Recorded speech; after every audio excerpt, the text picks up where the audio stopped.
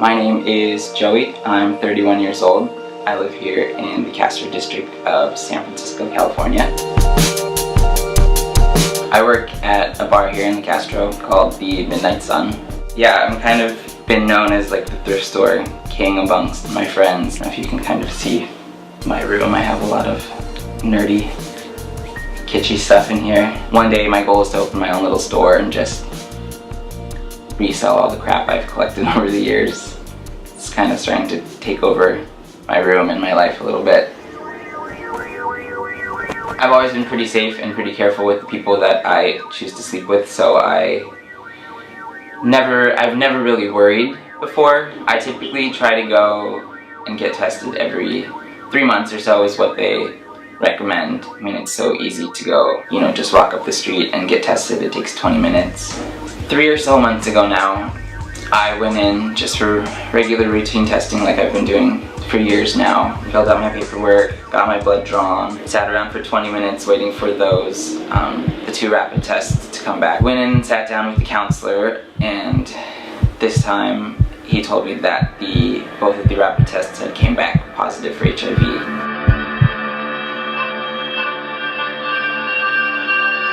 My first thought was that the test was wrong. I even asked him how conclusive it was, like if this was like a for sure thing. And I think he said for one rapid test to come back as a false positive was like 1 in 30,000, but for both of them to come back positive was like super rare, like it almost never happened. So he was pretty confident that it was, a for sure thing. Right away started all kinds of paperwork, setting me up with counselors, setting me up with an HIV specialist at General Hospital. It was just very crazy time. Everything just happened so fast. I was never really so much worried about myself. I have a lot of friends who live here in the city who live with HIV and AIDS, and they're perfectly healthy and happy people. My biggest fear was telling other people, telling my partners, and telling my family. I still actually haven't told any of my family. I knew that my mom would be supportive and my stepdad would be supportive, but the rest of my family is very old-fashioned, old-school, traditional values, goes to church and all that. And I don't really talk to a lot of them any longer. A lot of them weren't very cool with coming out. I came out, it's been like 14 years now, and I still really never talked to my dad. Telling my partners, especially my main partner, he and I had been dating and we'd become very close, and that was my biggest fear, was telling him. One of the steps in getting all your paperwork done and all your information in the system was they have you list off the last 6 or 8 people that you've slept with, and you have the option to have them call that person for you and inform them that they should go get tested if that's something you want to do anonymously. But I felt that I should tell him myself. Hello? Immediately after that appointment, called him while he was at work and told him that I needed him to come home right away, that it was an emergency. And he did, and he was super supportive, and he didn't, he wasn't upset, he didn't blame me for anything.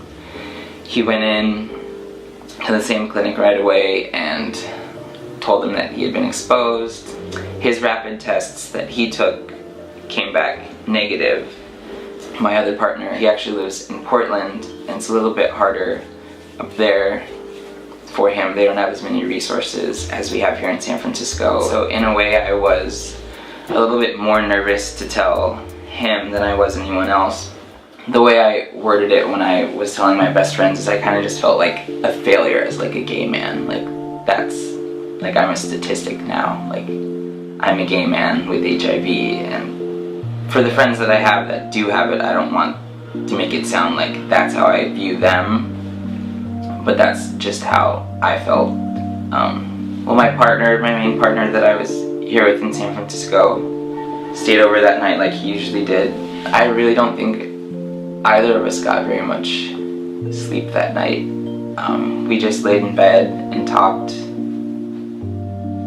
for hours, just about everything, not even so much just like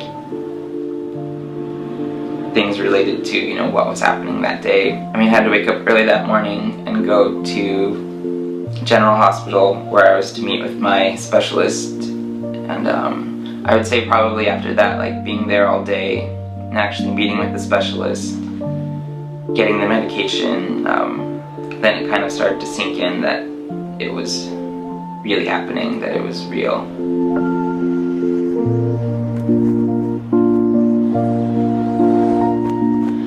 I get to work one day about 3 weeks after my initial diagnosis, and I get a phone call from my specialist from General.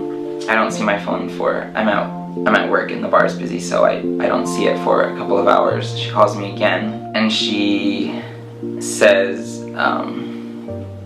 your complete test results have come back from the full blood panel they did a couple weeks prior, and I'm not HIV positive.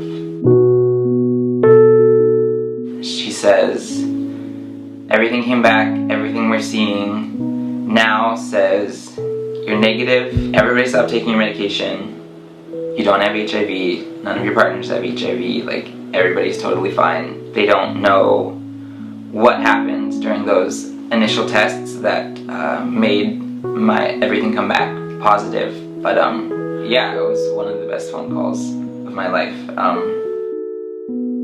No, I didn't cry. The only time I actually cried was right after I got home, when those first tests came back positive, and I called my boyfriend, and you know, he was on his way home for me to tell him. That was the only time that I actually like broke down and cried for a good 20 minutes. There's almost more questions and interviews and tests done after they found out that I wasn't actually positive than when I first the test came back positive, because now they don't know what it is in my blood that did I have it and I, you know, somehow now it's gone, or if I just never had it at all and the tests were just coming back inconclusive, or what. But I think he was the president of the clinic that I first went to, personally called me the next day to apologize, asked if I would be willing to come back in and do another round of testing just so they could see, you know, if that was like a one-time fluke, or if there was some malfunction in their equipment or something.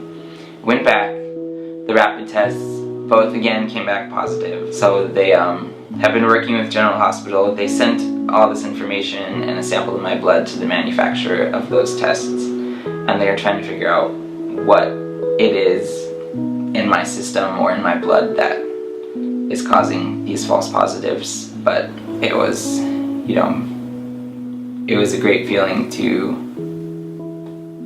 know that I didn't have it, but not so much that I didn't have it, but that I hadn't passed it on to my other partners. I don't want to say HIV ruins anybody, like ruins someone's life, but that I felt like I would ruin these people's lives, that, like, you know, if I had passed this on to them, but to know that that wasn't the case, it was a great feeling. It's definitely changed the way I feel towards my friends who are living with HIV and AIDS, and just kind of everyone in general. It's changed my outlook on, you know, everything. I'm actually glad that it happened, because it's made me, you know, a lot more accepting of other people, you know, and I'm a lot more educated now. I really wasn't that educated on HIV and AIDS before, and now I am, and it's unfortunate that it took this experience to kind of, you know, open my eyes and force me to finally get educated. I mean, when I like announced it to everyone on, you know, Facebook, when I got that phone call and found out that I wasn't positive, it was crazy the amount of, you know, support I had, the emails, the texts, the messages from people, you know, thank you so much for sharing your story, and, you know, you're so brave for, you know, telling everyone. And I mean, I really didn't think anything of it, but it was amazing to see like how many people actually, you know, learn something from my experience. If, you know, someone goes and gets tested more regularly now, or, you know, does some research and, you know, educates themselves on HIV and AIDS, that's kind of why I did the whole thing, and, you know, it kind of made it all worth it. As the sun goes down, down around my ankles.